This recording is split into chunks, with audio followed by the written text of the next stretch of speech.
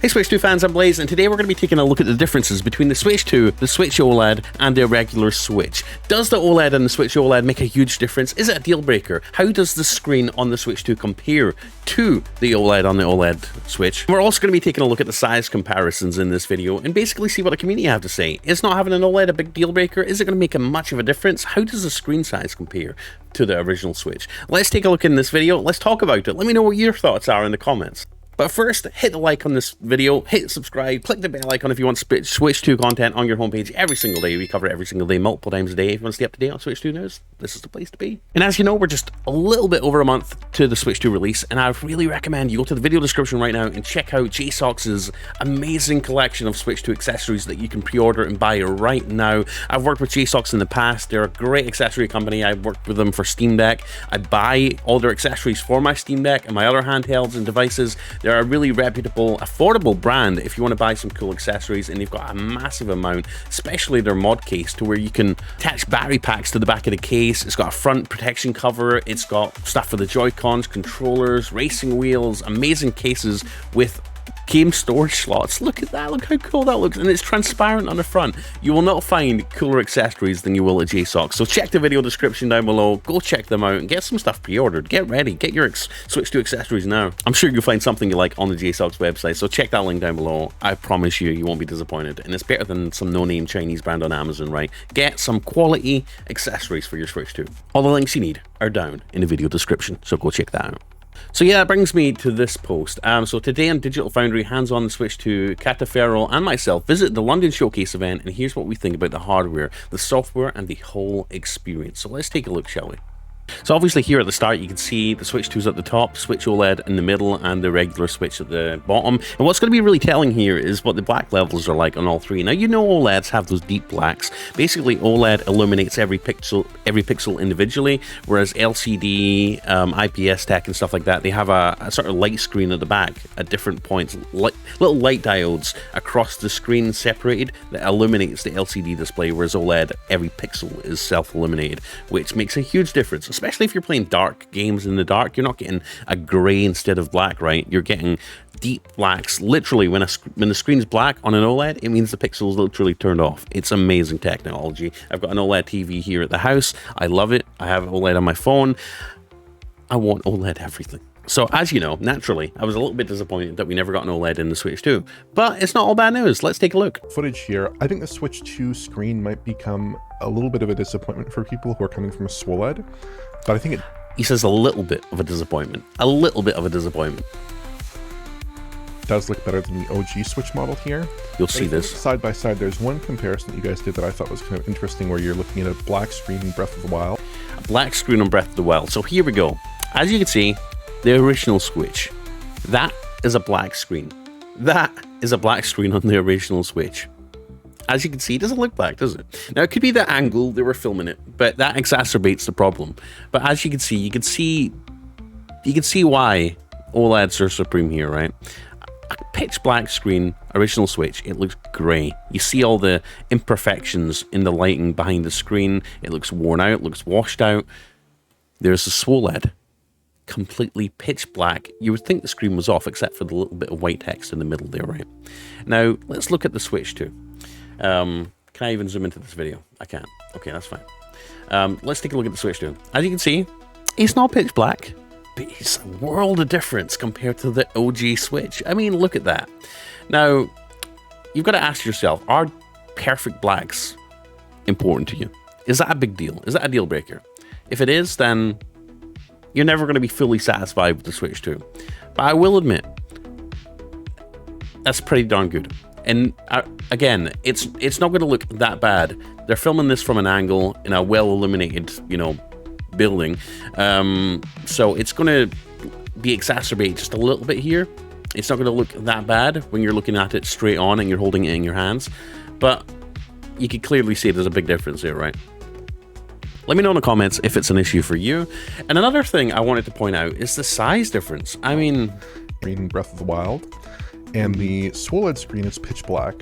The Switch 2 screen is clearly somewhat grayer, right? But not too Not bad at And all. the Switch 1 screen is quite gray, although I'm not Quite sure. gray, extremely One gray. screen is at a very extreme angle, so I'm not sure if you're getting some IPS glow there. I'd really kind of discount that in this comparison. I'd look more at the other two units, and there you are clearly seeing the effects of an LCD edge-lit backlight with either IPS or LTPS technology potentially there, as opposed to the OLED blacks on the SWOLED, which is a quite nice feature that unfortunately you're going to be missing out on here.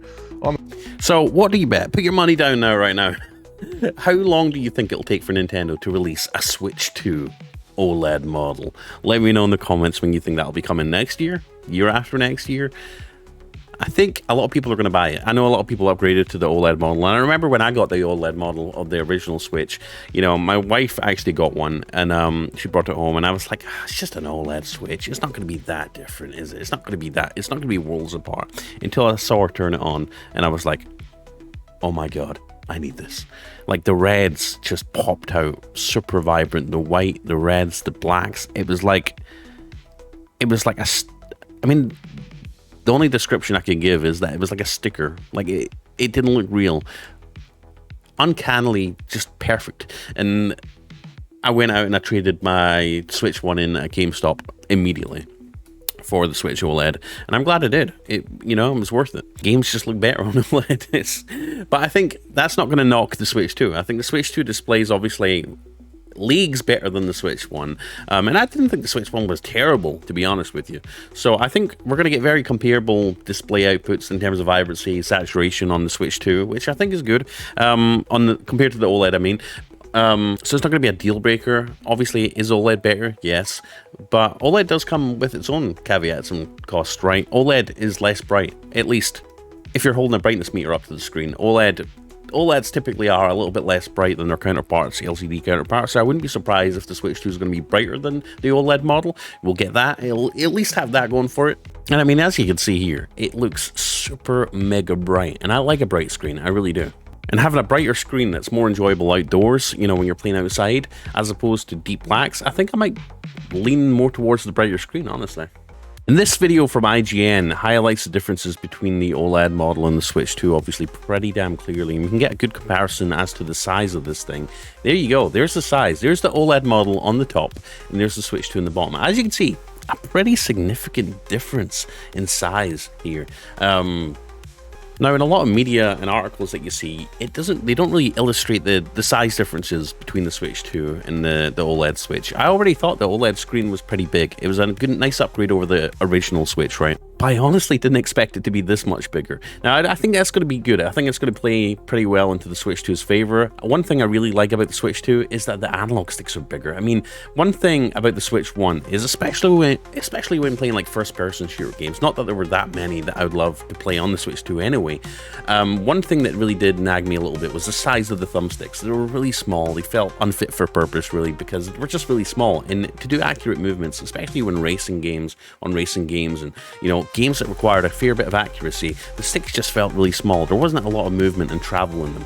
So increasing the size of the JoyCons on the Switch 2, you can see they look like regular game thumbsticks for, you know, full-size controllers. And I think that's going to serve it really well in a lot of different games and genres of games, especially when we're putting this thing on a little controller grip, you know, the little Nintendo dog thing controller that you slide the two Joy-Cons on and use it like a normal controller. I think that's going to work really well in its favor over the Switch 1. That's something that doesn't get talked about enough, I think, is the fact that we're getting real thumbsticks on this. No, they're not Hall sensor sticks with magnetic accuracy and no more thumbstick drift, but they're bigger and they'll feel more normal as opposed to normal controllers, right? I think that's a good thing. But the screen size is massive. And look, they've got even more space to expand. So as you can see, that's a pretty hefty screen size upgrade on the Switch 2.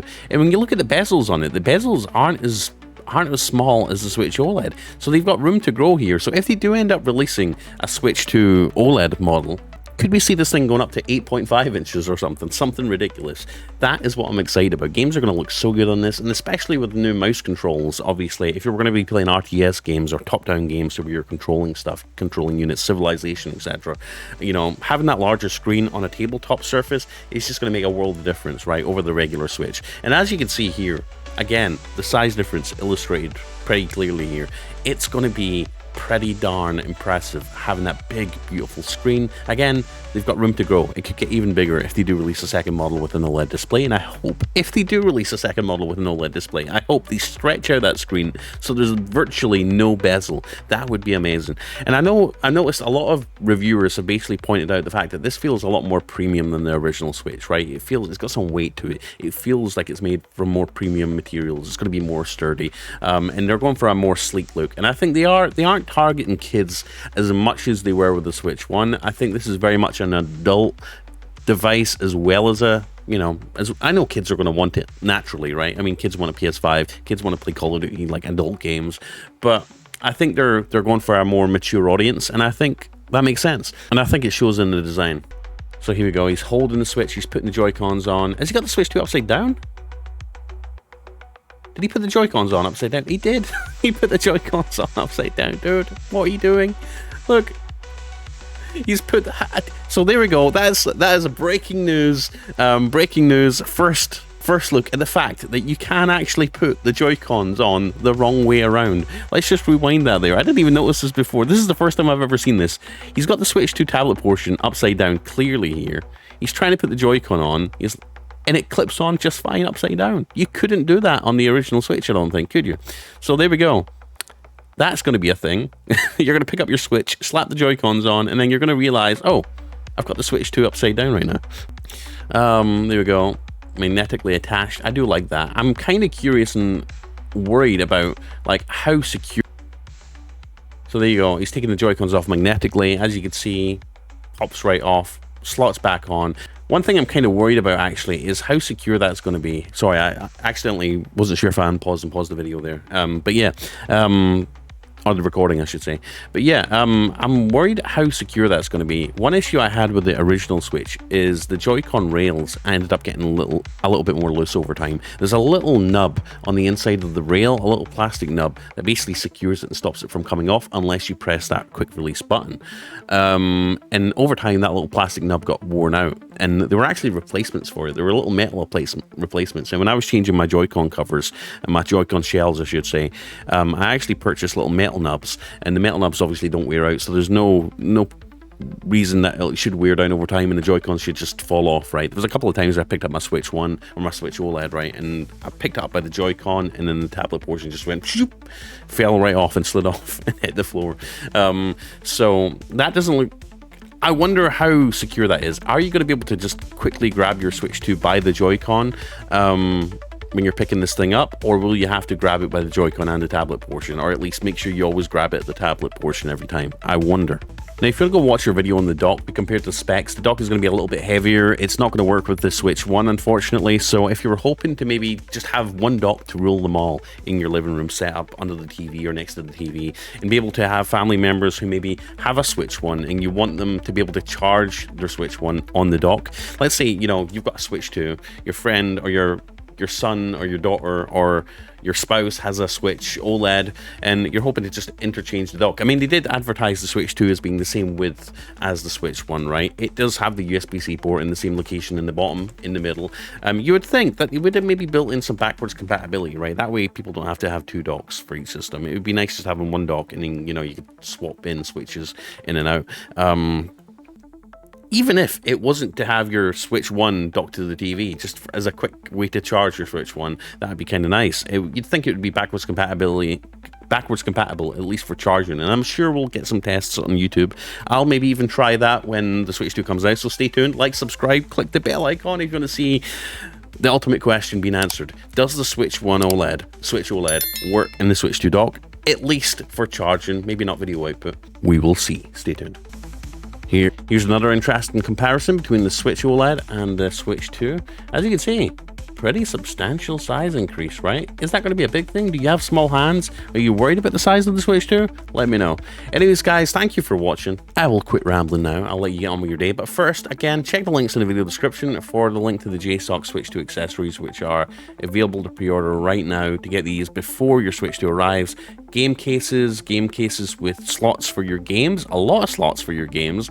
We've got front covers, we've got the mod case, which is amazing. Let me just tell you about the mod case really fast. This is the mod case from JSOX. It's got a nice protective front cover, and the back is where it's all happening, right? Here is the mod case for the Steam Deck. Now, I don't know if you've heard of the Steam Deck. It's another gaming handheld. But as you can see, it's basically got a little clip on the back that you can use the strap to attach anything you want to, whether it's a game case full of games, you can attach a battery pack. Imagine just strapping a battery pack on the back of your Switch 2 and having unlimited power. Here's another example where somebody's connected a USB-C dock to this thing, so you could potentially have a Switch 2 with the mod case, with a cable going into the power, and then you could charge your Switch 2 and connect external storage devices to the Switch 2, potentially, if the Switch 2 supports that. That would be super cool. But yeah, the mod case is fantastic, and I'm glad that JSOX have brought it to the Nintendo Switch 2, and I'm expecting them to probably release more accessories for the Switch 2 that are compatible with the mod case over time. So that's going to be hella cool for $29.99. And before we go, I just want to promote and shout out our 24-hour, 7-day-a-week Nintendo Switch 2 stock tracking stream. If you're wanting to stay up to date on drops when pre-orders go live, then please check that out. Stay on the stream as long as you can. Give it a like on the way through, and come say hi to our awesome community in the chat. If you want to ask questions about Switch 2, talk about Switch 2, talk about pre-orders, when things are going to go live, stay up to date on all the news. We've got a news feed on the right-hand side. We've got a countdown to the release day, and obviously the stock tracker that plays an alarm the second pre-orders go live. So it's a good place to hang out. If you want to get your hands on the Switch 2 and beat the bots and scalpers, go check it out. Link in the video description. Anyways, guys, have a wonderful day. Please like, subscribe, click the bell icon, and I'll see you in the next Switch 2 tech gaming video. Probably later today. Peace out. At least okay. Bye.